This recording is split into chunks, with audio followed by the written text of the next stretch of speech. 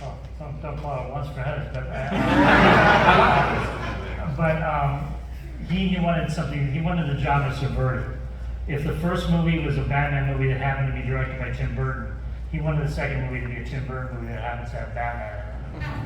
And basically, I pitched him my thoughts of what Catwoman should be like, and he was taken with that. And we were like assigned Penguin and Catwoman. So there was no story we were assigned, no specific comic we were assigned, but we wanted those two villains. And we just really didn't like Penguin. We didn't really like him on the TV show. And we were trying to figure out who he was. And then we thought Burgess Meredith's performance in the show was so outrageous, like we should just make him a monster. And Tim had a drawing of a penguin boy, a monster boy in a circus. And let's just do that. And so we kind of, the whole movie is, the movie can't be called plot driven, but it's almost like we decided to have, just put these characters and see what happens, see what neurons get bounced off them. And we used, and I came up with Max Shrek. I knew he would like the name, and that as kind of like, these are just three fucked up people going through something. Max Shrek, the businessman, is the actual villain. Like the other three aren't villains; they're just going through having a rough week. I mean, you have had a famous relationship with Tim Burton. You've done so many films with him. Incredible historic career. What was it like when you got the script for this? What was the first sort of discussions about this film? Dude, this was 30 years ago. You think I remember that?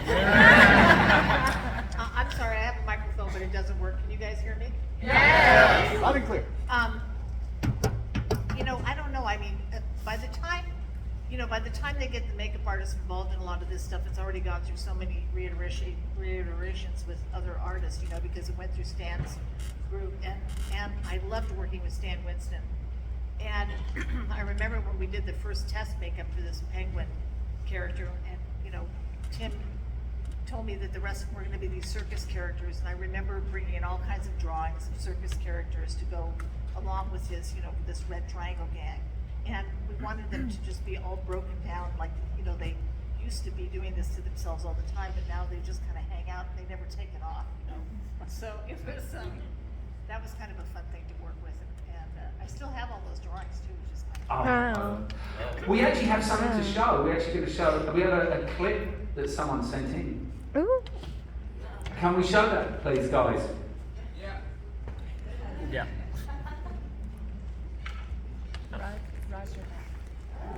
Oh shit! And of course the audio. Here with you tonight to celebrate Rewind. 30 years of Batman Returns. This is Doug Jones, who played Thin Clown in the movie. Jeff in Toronto working on Star Trek Discovery. But I wanted to reminisce with you all about this life-changing movie for me. It was early in my career. 1992 was early on for me. And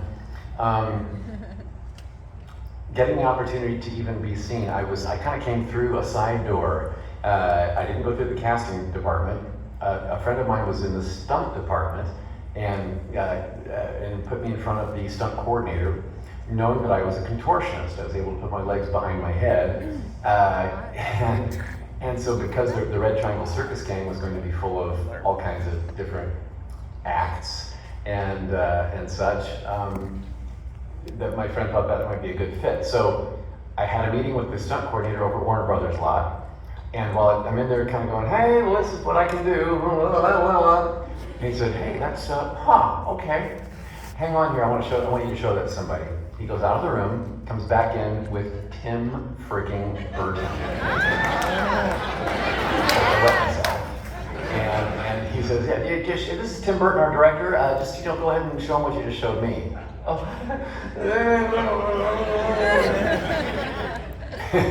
And Tim said, okay, we're going to go in the next room and talk about you for a minute. And so they did. And I'm sitting there going, what just happened? It's Tim Burton. They come back in the room and Tim says, "Great, you got the part." I'm like, "The part? There's a part?" I thought I was there for like just to do maybe a sight gag in the movie, and it turns out that it was a 7-week contract that I ended up working on for 14 weeks. God bless Tim Burton, and God bless the stunt coordinator, whose name I now forget. I could look it up before I did this video. Curses on me.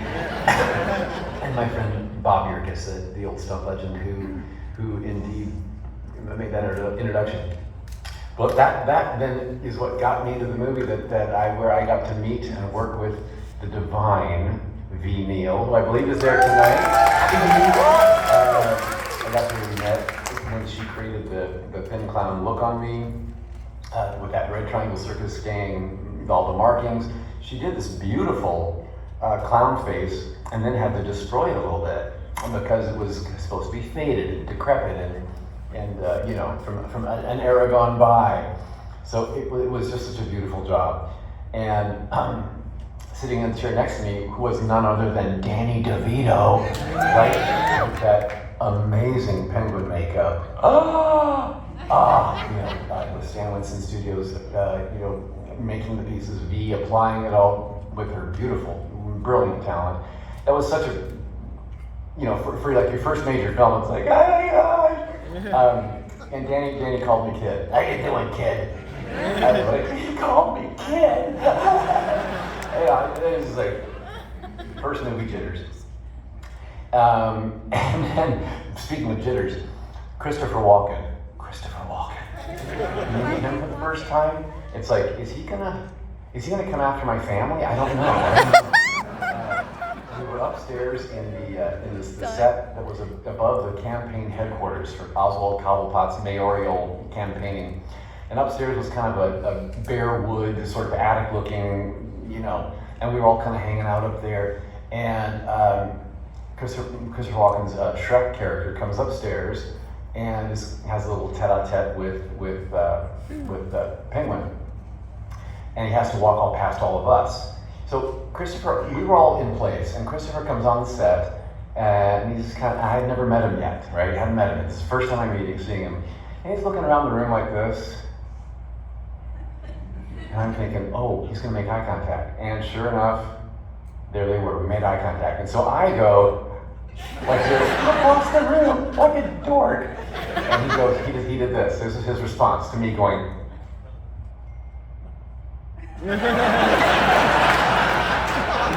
icy blue eyes. I thought, okay, I'm now marked, and I'm going to end up with cement blocks around my feet. I'm going to be in a river somewhere.